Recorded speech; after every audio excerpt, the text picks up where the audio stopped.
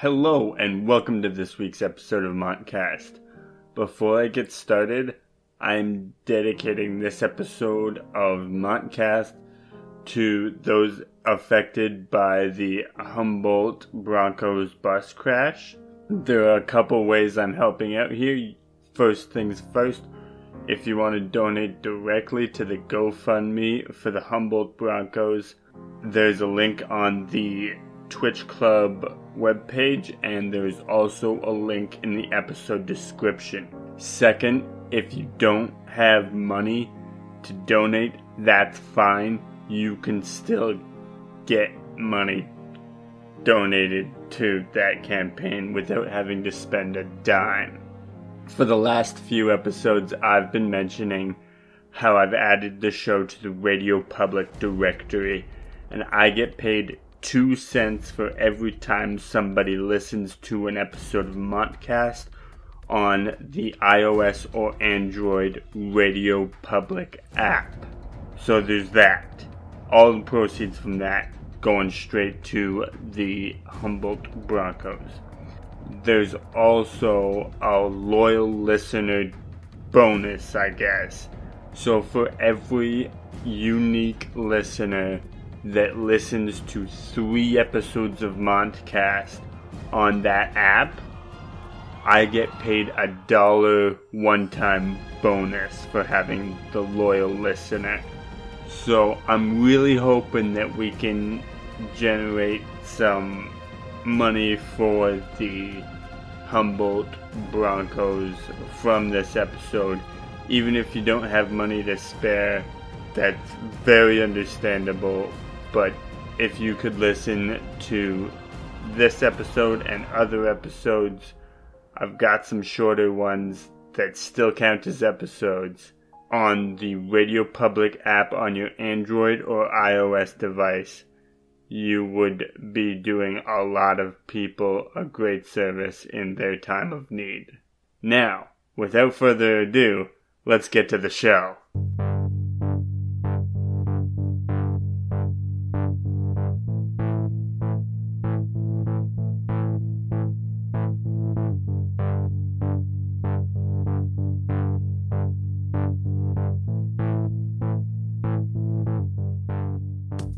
Basically skipping what's popular this week because not much is new. Far Cry 5, League of Legends, Dota, Counter-Strike, you get the picture. I don't need to go over it again, so moving right on to the new game. Neverwinter Nights Enhanced Edition. So this is on Steam, but it is part of the Dungeons and Dragons role-playing game, but it's got so much content for it, it's crazy.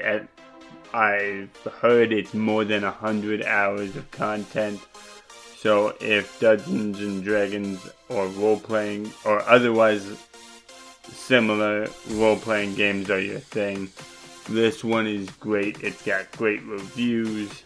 Go check it out. Again, that's Neverwinter Nights Enhanced Edition on Steam.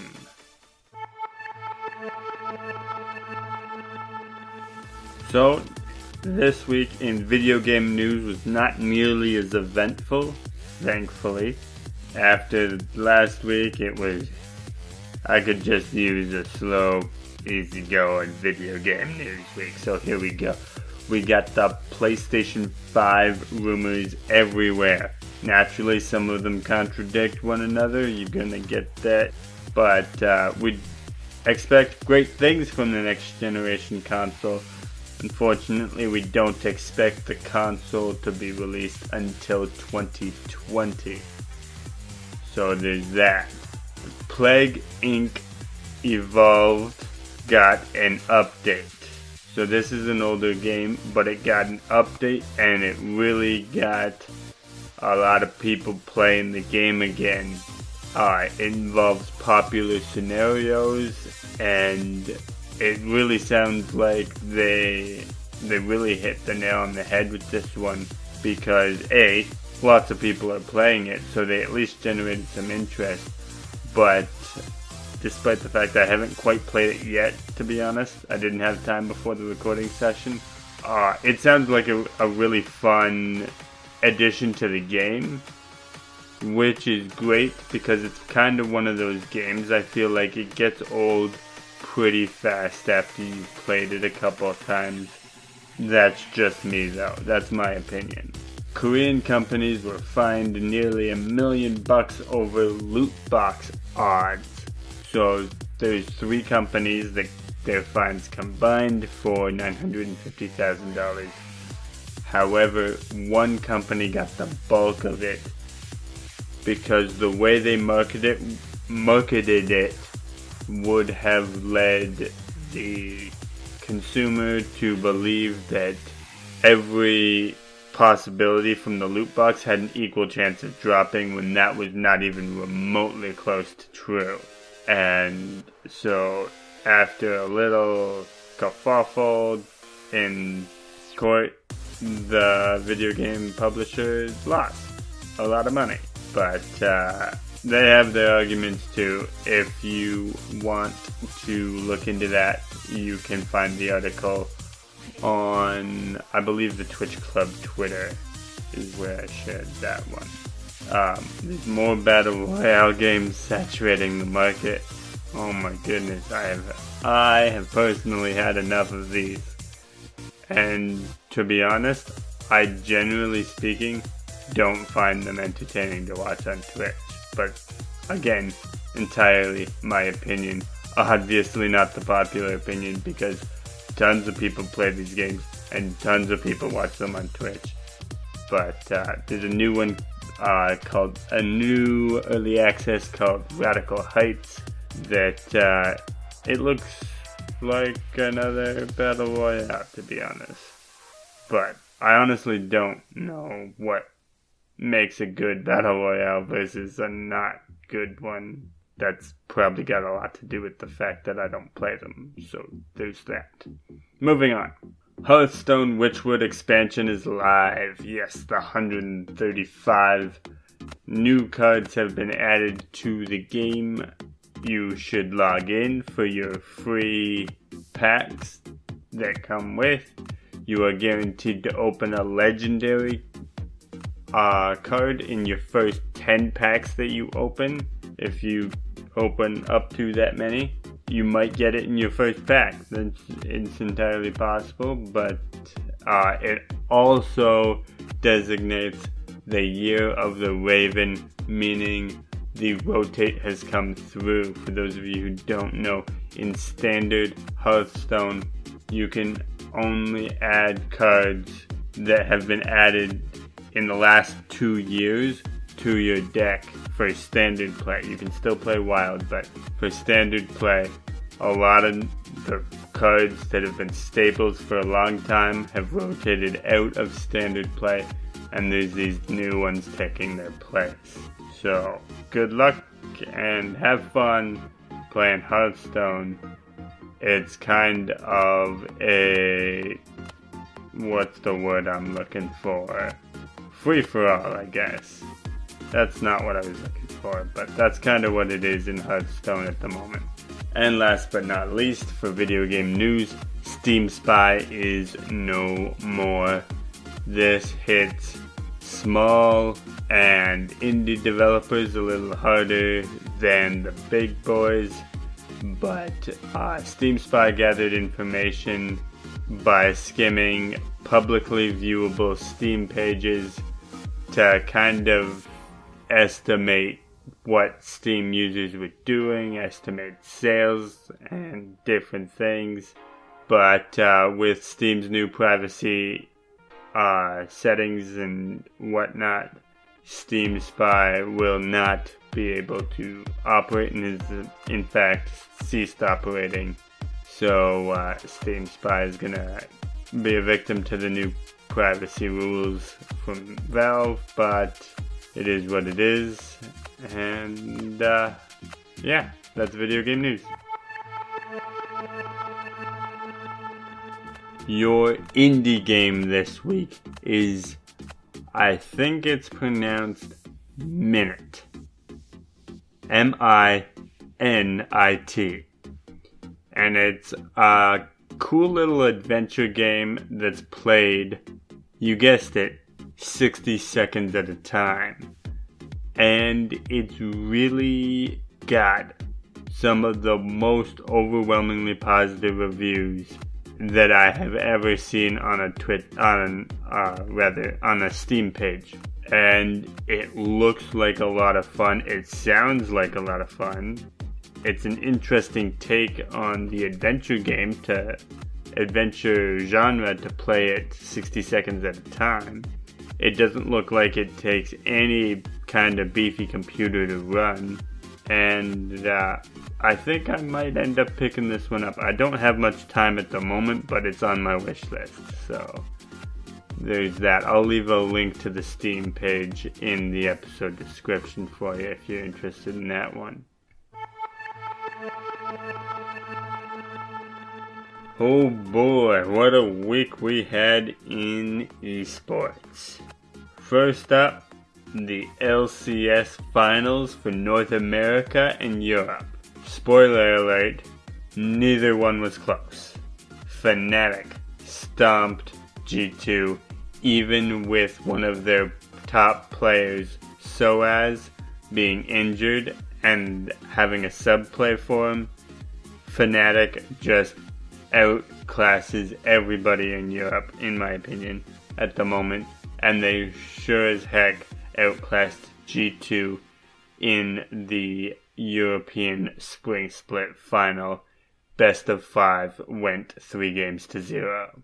And for those of you who actually listened to last week's episode and heard the story about Doublelift, I've got good news for you. Doublelift's Team Liquid stomped in their North American final over 100 Thieves. Again, best of 5 series. Again, 3-0. Across the board, this Team Liquid looked like a super team, and they are a super team.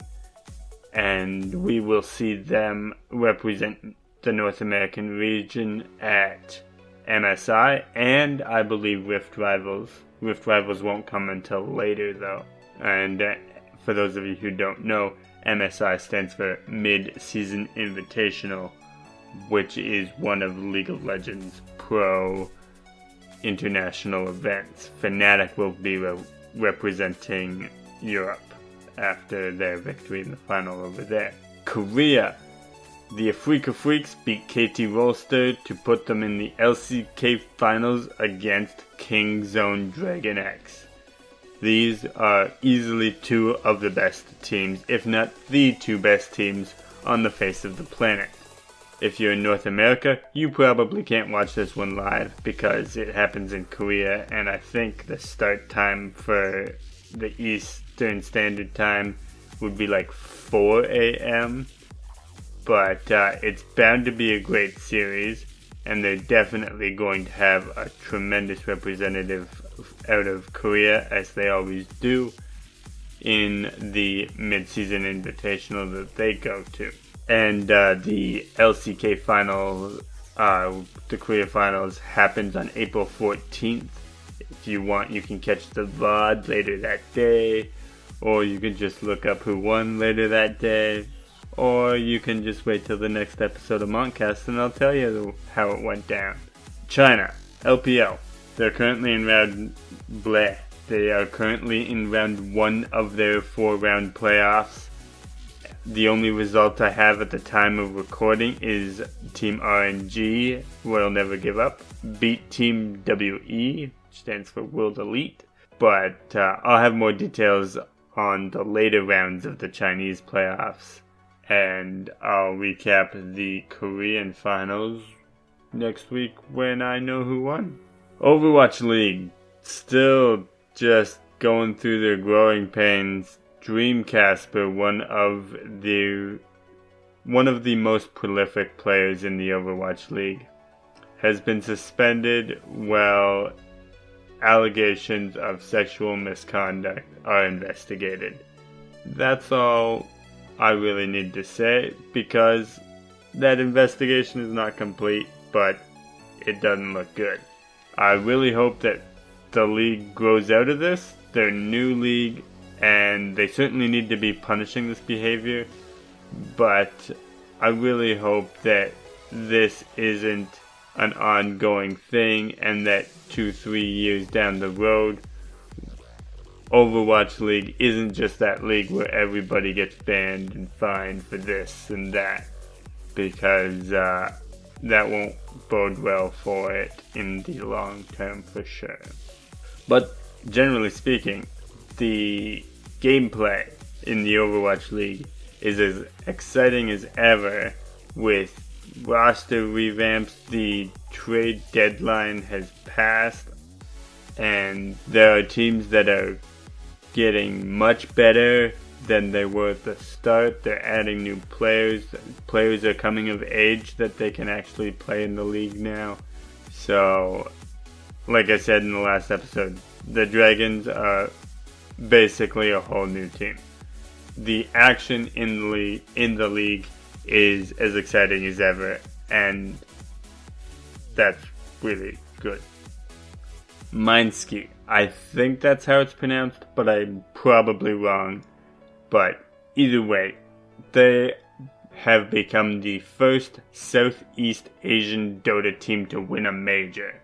And that's big news, as the Dota scene is even more saturated and more populated than it normally is. This is partly due to them announcing them moving the World Championships to Vancouver, but that hype has kind of weared off, and there's still just a lot of hype around Dota right now, and there probably will be for a long time to come, because it's a really popular, really accessible game. SK Gaming transferred Taco to Team Liquid, and I'm waiting for IEM Sydney to see what's up with the C9 roster. I know they're invited to that tournament, and that is probably, that or shortly before there, is probably when we'll see what the new Cloud9 roster looks like. FaZe Clan, SK Gaming, Mouse Sports, and Team Liquid have all been invited to ESL 1 Belo Horizonte. There will be more teams there, obviously, but they will have to go through a qualifier. But even with those 4 teams invited, it definitely looks like another fantastic Counter-Strike Global Offensive tournament. No listener questions again, so please subscribe so you never miss an episode, ideally on Radio Public.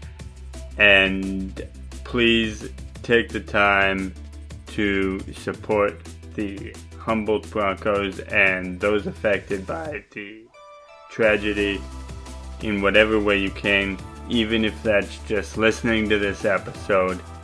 It really helps out. And also, as always, thank you to Approaching Nirvana for letting me use the Approaching Nirvana music as background music to another episode of Montcast. I'll see you next week.